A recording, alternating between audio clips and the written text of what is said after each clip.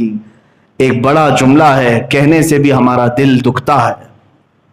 پچھلے ہفتے بھی میں نے عرض کیا تھا, آج مجھے یہ خبر ملی صرف ہندوستان کے سوشل میڈیا پر 25,000 پوسٹ ایسی ہیں جس میں میرے نبی کو گالیاں دی گئی.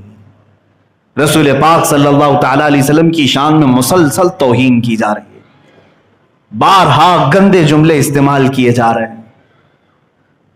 ہم میں سے کون ہے جو اس کے خلاف ایکشن لے گا؟ ایکشن لینے کا مطلب صرف جھگڑے فساد کر کے قتل و غارت کرنا نہیں, قانونی راستہ بھی تو اختیار کیا جا سکتا. ہم میں سے بہت سارے اہل ثروت موجود ہیں, قانون دان لوگ ہیں, بڑی بڑی تنظیمیں اور تحریکیں چلانے والے لوگ ہیں.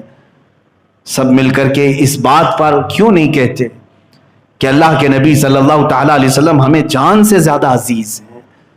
ہمیں جو گالیاں دی جاتی ہیں وہ ہم برداشت کرتے ہیں, لیکن ایک بات یاد رکھنا, امام مالک رضی اللہ تعالیٰ عنہ نے فرمایا تھا, جب رسول کی توہین ہو اور امت خاموش رہے تو اللہ کا عذاب آ جائے گا. اور یہ فرمایا اس امت کو زمین پر جینے کا حق نہیں, زمین پھٹ جائے اور وہ سب اندر چلے جائے. ہمارے لیے آج یہ بہت بڑا ایشو ہے میرے عزیزوں. انٹرنیٹ پر 24 گھنٹے گزارنے والوں کو آج یہ تک خبر نہیں کہ تمہارے متعلق کیا کیا کہا جا رہا ہے. ہمارے بچوں کو اور ہمارے نوجوانوں کو گیم کھیلنے سے فرصت ملے تو ان معاملات میں کبھی کچھ کریں گے. چیٹنگ سے فرصت ملے, سوشل میڈیا, فیس بک, واٹس ایپ, انسٹا, یہ سب چلانے سے فرصت ملے تو پتہ تو چلے کہ میرے نبی کی عظمت پر کہاں کہاں ڈاکے ڈالے جا رہے ہیں. اے عزیزو, میں یہاں دعوت یہ دینا چاہوں گا, الحمدللہ مجھے اس بات کا فخر بھی ہے کہ تحریک فروغ اسلام, جس کا میں بھی ایک ادنا خادم ہوں, انہوں نے ایکشن لیا ہے لیگل طریقے سے. کئی پوسٹوں کے خلاف سائبر کرائم میں کمپلینٹ بھی درج کرایا ہے, ان کے اکاؤنٹس بھی ڈیلیٹ کروائے جنہوں نے اس طرح کی گستاخیاں کی.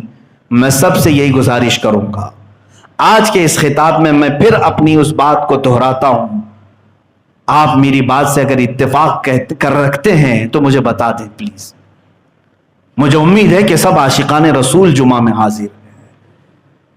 میں یہ چاہتا ہوں, حکومت ہند سے بھی گزارش ہے, پارلیمنٹ میں ایسا قانون بنائیں کہ آخری زمانے تک کبھی میرے نبی صلی اللہ علیہ وسلم کی شان میں کوئی گالی نہ دے سکے.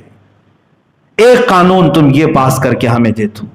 بلکہ میں یہ کہتا ہوں, اس میں رسول کریم صلی اللہ تعالی علیہ وسلم کے ساتھ ہندوستان میں جینے والے جتنے بھی مذاہب ہیں, جتنے بھی ادیان ہیں, ان کی جو بھی مقدس شخصیات ہیں, ان سب کے لیے ایک قانون بناؤ کہ کوئی بھی مذہب والا کسی بھی مذہب کے مقدس شخصیت کی توہین نہیں کرے گا, ورنہ اس کو عمر قید کی سزا ہوگی. کیا یہ چیز صحیح نہیں ہمارا مطالبہ؟ میں نے یہاں تک کہا ہے کہ اگر اس طرح کا قانون بنانے میں کسی کی جان کی ضرورت ہے تو یہ فقیر حاضر ہے, میری جان لے لو. اور اللہ کے حبیب صلی اللہ تعالی علیہ وسلم کے متعلق جو آج سوشل میڈیا پر برسات ہو رہی ہے, اس کو روکو, اس کو روکو, اس لیے کہ ان کے متعلق اگر ہم سب خاموش رہے تو اللہ کا عذاب ہمیں گھیر لے گا. میں نے قرآن کی آیت پڑھی ہے, جو رسول پاک کی حکم کی مخالفت میں جیتے رہیں گے ان قریب اللہ ان کو فتنوں میں مبتلا کر دے گا یا دردناک عذاب میں گرفتار کرے گا. عزیزان گرامی وقار, یہ گھیرے اب تنگ ہوتے چلے جائیں گے. آگے کے دن وہ مجھے نظر آ رہے ہیں جب سانس لینے کی بھی دشواریاں ہمیں پیدا کر دی جائیں گی. کون مسجد میں آ سکتا ہے, کون پڑھا سکتا ہے, اس کا بھی ڈکلیریشن ہونا ابھی باقی ہے. سارے لوگ حکومت کی نظر ہو جائیں گے. اب کوئی ڈیموکریسی, کوئی جمہوریت کا نام باقی رکھنے کا ان کا ارادہ نہیں, صرف ڈکٹیٹرشپ ہوگی, بادشاہت ہوگی, رولنگ ہوگی. تمہیں کسی کو بات کرنے کا حق نہیں. اسی لیے جب تک آزادی ہے تمہیں بولنے کی, اپنے حقوق کا مطالبہ تو کرو. کم از کم مرنے کے بعد اللہ کے رسول صلی اللہ علیہ وسلم کی بارگاہ میں اتنا تو کہہ سکو گے کہ ان تمام مظالم کے خلاف میں نے آپ ہی کے منبر سے آواز تو اٹھایا تھا. خاموش رہو گے تو پھر ہر ایک کی پکڑ ہوگی, ہر ایک گرفتار ہوگا. عزیزان گرامی وقار, ان فتنوں کے زمانے میں آپ کا کیا رول ہونا چاہیے؟ آپ کا کیا رول؟ بہت سارے بچے ہم سے پوچھتے ہیں، آپ کی تقریریں ہم نے سنی ہیں، اور ہم کیا کر سکتے ہیں اس سلسلے میں؟ پہلی چیز تو یہ ہے، رسول پاک صلی اللہ تعالی علیہ وسلم نے جو حدیث میں بیان کیا ہے وہی چیز میں تمہیں بھی کہوں گا، حتی ترجعوا الی دینکم، یہ ذلت تمہارے سروں سے نہیں ہٹے گی جب تک تم اپنے پرانے دین میں نہیں آ جاؤ گے۔ یہ حضور نے جب فرما دیا تو تمہیں اپنے اسی دین میں واپس لوٹنا ہوگا۔ تم اس دین کو ایسا ماڈرنائز نہ کرو کہ اس کی روحانیت ہی ختم ہو جائے، جیسے آج کے بعض لبرل لوگ اسلام کا چہرہ ایسا پیش کر رہے ہیں جیسے کہ اس میں منافقت ہے۔ اسلام ایک مقدس دین ہے، اس میں کسی چیز کی کمی نہیں۔ جب تمہیں خود اس بات پر یقین ہو جائے گا تو پھر دیکھنا حالات خود بخود صحیح ہو جائے گا۔ مجھے ایسا لگتا ہے کہ تمہیں خود ہی شک ہے اسلام میں آنے کے بعد۔ اگر شک نہیں ہوتا تو آپ اپنے آپ کو دوسروں کی طرح نہیں بناتے۔ آپ نے اپنے آپ کو چینج کر لیا ہے دوسروں کے خوف سے۔ حضور پاک صلی اللہ تعالی علیہ وسلم کی سنتیں اکھاڑ کر پھینک دیا۔ آپ نے دوسروں کے لباس پہننے میں فخر کیا، اپنے چہرے کو صاف کرنے میں فخر کیا، صرف اسی لیے کہ دوسری قوموں کو ہمیں راضی کرنا ہے۔ پھر بھی تو یہ تم سے راضی نہیں ہو سکے، آج تک یہ تم سے راضی نہیں ہو سکے۔ بعض لوگ پوجا بھی کر لیے پھر بھی راضی نہیں ہوئے، نہیں ہو سکیں گے میرے عزیزو۔ میری بات سن لو، جب دوسرے لوگ اپنے دین میں پختہ ہیں تو تم بھی اپنے دین میں پکے ہو جاؤ۔ قرآن کا یہی حکم ہے، یا ایھا الذین آمنوا ادخلوا فی السلم کافہ، اے ایمان والو اسلام میں پورے کے پورے داخل ہو جاؤ۔ حضور اکرم صلی اللہ تعالی علیہ وسلم کی غلامی کو بالکل بسر و چشم قبول کرو، بلکہ دل سے قبول کرو، اور اس میں ذرا برابر آپ کو جھجک نہیں ہونی چاہیے، شرم نہیں ہونی چاہیے۔ مجھے ایک بات یاد آتی ہے، دلی میں بھی پچھلے سال کی بات ہے، جب یہ حالات چل رہے تھے میں بھی دلی گیا تھا۔ بعض لوگوں نے مجھے مشورہ دیا تھا کہ ابھی دلی کے حالات بہت سخت ہیں، آپ اتنا بڑا عمامہ پہن کر کے نکلے ہیں اور رکشے میں جا رہے تھے، تو کہا کہ کہیں پر بھی اتار کر کے چیک کرتے ہیں اور پھر سیدھے جیل میں لے کر کے بھی جا سکتے ہیں۔ NSA لگا ہوا ہے، نیشنل سیکورٹی ایکٹ، تو لہٰذا آپ یہ نکال دیں اور سادے لباس میں چلیں۔ ہمارے ساتھ بھی علماء تھے، میں توہین کے لیے نہیں کہہ رہا ہوں، لیکن میرے عزیزو میں یہ بات اس لیے کہہ رہا ہوں، بعض لوگ تو ڈر گئے، لیکن میں نے یہی کہا اچھی بات ہے، رکشے سے اگر اتار دیں اور مجھے جیل میں لے جائیں تو میں فخر کے ساتھ جاؤں گا کہ سنت رسول کے ساتھ ہی جا رہا ہوں، مجھے اس بات میں عیب اور شرم نہیں محسوس ہوگی۔ اللہ کے حبیب صلی اللہ تعالی علیہ وسلم کی سنت مبارکہ ہے، میں تاج کے ساتھ گیا ہوں۔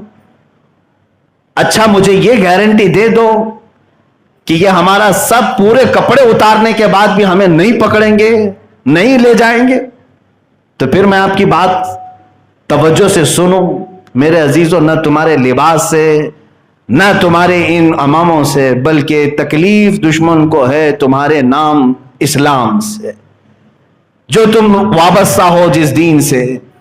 اسی لیے میں کہتا ہوں آپ مکمل دین میں داخل ہو جاؤ، تاکہ اللہ بھی تو وعدہ فرما چکا ہے تمہارے ساتھ، تم اگر کامل مومن بن جاؤ گے تو اللہ کی اسی وقت مدد نازل ہوگی، مدد بھی آئے گی۔ قرآن کہتا ہے وَكَانَ حَقًّا عَلَيْنَا نَصْرُ الْمُؤْمِنِينَ، ہم نے اپنے اوپر لازم کر لیا ہے کہ ایمان والوں کی مدد کریں گے۔ عزیزان گرامی وقار، یہ قیامت کے قریب آنے والے احوال ہیں، فتنوں کا دور بہت تیزی سے شروع ہو چکا ہے، اس لیے ہر ایک آدمی الرٹ ہو جائے، ہر مسلمان الرٹ ہو جائے، سوائے تمہارے پاس ایک آپشن کے کچھ نہیں بچا، وہ آپشن ہے تم دین میں واپس مکمل داخل ہو جاؤ، یہی ایک آپشن ہے۔ اور اگر تم در در کی ٹھوکریں کھانے پر راضی ہو تو پھر تمہارے سے میرا کوئی خطاب بھی نہیں ہے، تمہاری اپنی مرضی ہے۔ لوگوں کی ٹھوکروں پر جینا چاہتے ہو، تمہارے ٹکڑے کر دیے جائیں، تمہارے عزیزوں کو مار دیا جائے، تمہارے دین پر مسلسل حملے کیے جائیں، قرآن کو بین کرنے کی باتیں کی جائیں۔ ابھی ایک پنڈت نے برسر مجمع یہ کہا کہ سب سے زیادہ آتنک قرآن سکھاتا ہے، اس کو بین کیا جائے۔ یہ کہاں کہاں تک کی باتیں آ گئی میرے عزیزو، یہ زہر کتنا بڑھتا چلا گیا۔ اس لیے میں کہہ رہا ہوں کہ جب تم خود ہی نمازوں سے غائب ہو، قرآن کو خود ہی چھوڑے بیٹھے ہو، رسول کی سنتوں کو خود ہی ترک کیے ہو، تو پھر یہ تو دوسروں کو بولنے کا موقع تو بہت زیادہ ہے۔ آپ واپس اس دین میں مکمل داخل ہو جاؤ۔ اقبال کا وہ شعر مجھے بہت اچھا بھی لگتا ہے، میں گنگناتا بھی ہوں۔ ان کے جو ہم غلام تھے خلق کے پیشوا رہے، ان کے جو ہم غلام تھے خلق کے پیشوا رہے، ان سے پھرے جہاں پھرا، پھر آئی کمی وقار میں۔ ہمیں کرنی ہے شہنشاہ بطحا کی رضا جوئی، وہ اپنے ہو گئے تو رحمت پروردگار اپنی۔ اگر وہ اپنے ہو گئے رحمت پروردگار اپنی ہو جائے گی۔ عزیزان گرامی وقار، میرے اسی میسج پر میں اپنی گفتگو کا اختتام کرتا ہوں۔ اللہ تعالی ہمیں ان فتنوں کے دور میں ایمان کی سلامتی عطا فرمائے۔ اے رب ذوالجلال، ہم میں سے ہر ایک وعدہ کرتا ہے کہ مولا ہماری گردنیں تیرے حبیب پاک کی ناموس رسالت کے لیے ہیں، جب بھی وقت آ پڑے مولا ہم سب اپنی قربانیاں دینے کے لیے حاضر ہیں۔ اے کریم خدا، ہم سب کو شہادت نصیب فرما، تیرے دین کی حمایت کے لیے ہم سب کی خدمت کو قبول فرما۔ اے کریم خدا ارحم الراحمین، ہمیں آپسی فتنوں سے محفوظ فرما، ایک دوسرے کی رسہ کشی اور فتنے بازیوں سے ہماری حفاظت فرما۔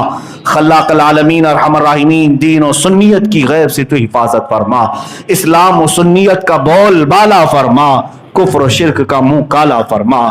جتنے بھی دشمنوں نے برے منصوبے بنائے ہیں مولا، ان سب کے منصوبوں کو تو خاک میں ملا دے۔ حسبنا اللہ و نعم الوکیل، نعم المولا و نعم النصیر، وصلی اللہ تعالی علی خیر خلق محمد و آلہ و اصحابہ اجمعین، وآخر دعوانا الحمد للہ رب العالمین۔